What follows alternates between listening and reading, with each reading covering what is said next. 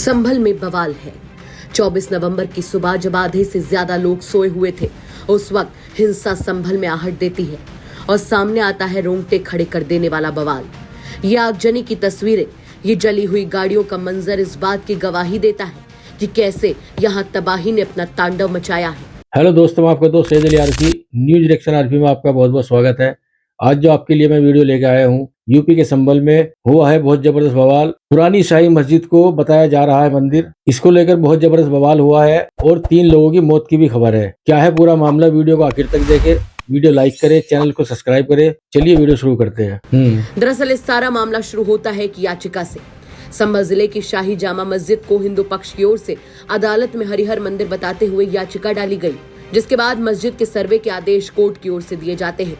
पहले 19 नवंबर की रात सर्वे टीम मस्जिद में पहुंचती है, फिर 24 नवंबर यानी रविवार को एक बार फिर से टीम सर्वे के लिए आती है, जिस दौरान भारी पुलिस बल इस दौरान तैनात किया जाता है।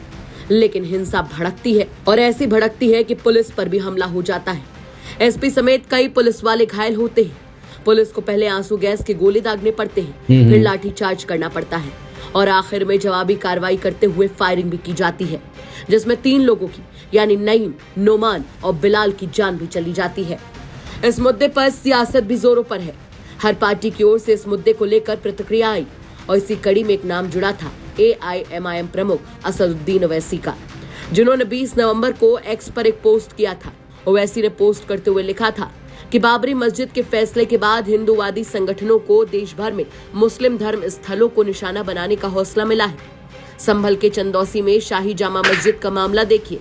वकील ने एक एप्लीकेशन दिया जिसमें कहा गया कि मस्जिद बनाने के लिए मंदिर तोड़ा गया था।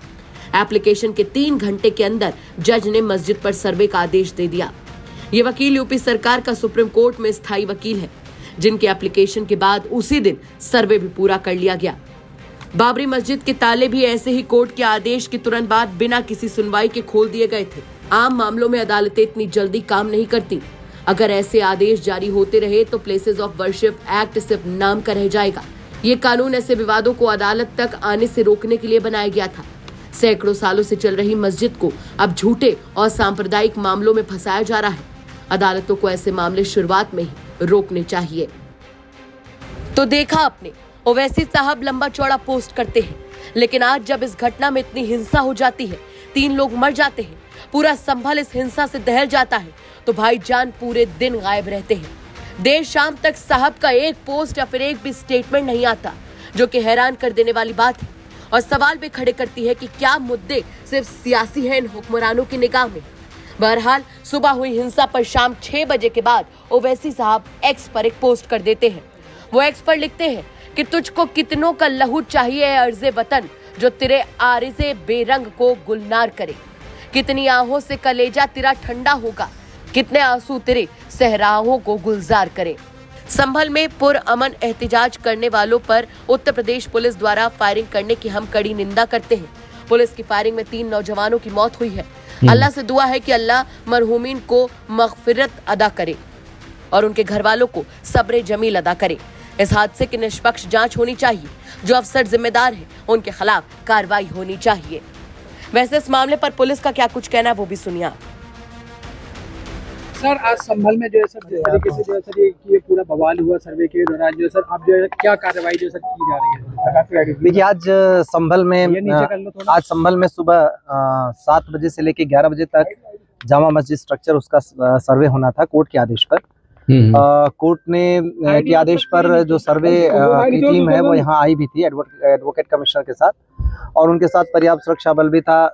जिलाधिकारी और पुलिस अधीक्षक भी साथ ही गए थे और उन सब लोगों के साथ सर्वे करने जब टीम पहुंची, शुरुआत में सब कुछ ठीक था। लगभग 2 घंटे ठीक ठाक सर्वे हुआ, कोई दिक्कत नहीं थी। उसके बाद वहाँ पे उसी दौरान क्राउड इकट्ठी हो गई। शुरुआत में वो लोग कुछ नारे वारे लगाने लगे। उसके बाद थोड़ी देर बाद वहाँ पे पथराव शुरू हो गया। पुलिस ने उन लोगों को दूर किया, हालांकि वो मस्जिद परिसर तक नहीं जाने पाए थे। पुलिस ने उनको दूर किया और उसके बाद जब सर्वे कंप्लीट हुआ 11 बजे के थोड़ा सा बाद, जब टीम निकली सर्वे करने के बाद, तो उसके बाद उन्होंने खूब पथराव करना शुरू कर दिया। 2-3 तरफ से ग्रुप थे, एक जो सामने से था, एक दाएं तरफ से, एक बाईं तरफ से, वो लगातार पथराव कर रहे थे। पुलिस ने उसके लिए बल प्रयोग किया ताकि सुरक्षित रूप से टीम को निकाला जा सके, जो सर्वे की टीम है। और आंसू गैस के गोले भी छोड़े, जो प्लास्टिक बुलेट है उसका भी इस्तेमाल किया। इस बीच उन लोगों ने दूसरी जगह पे उनका जो ग्रुप था उसने गाड़ियां चलाना शुरू कर दिया। 3-4 गाड़ियां भी वहां पे जलाई गई, कुछ एक बाइकें भी जलाई गई हैं।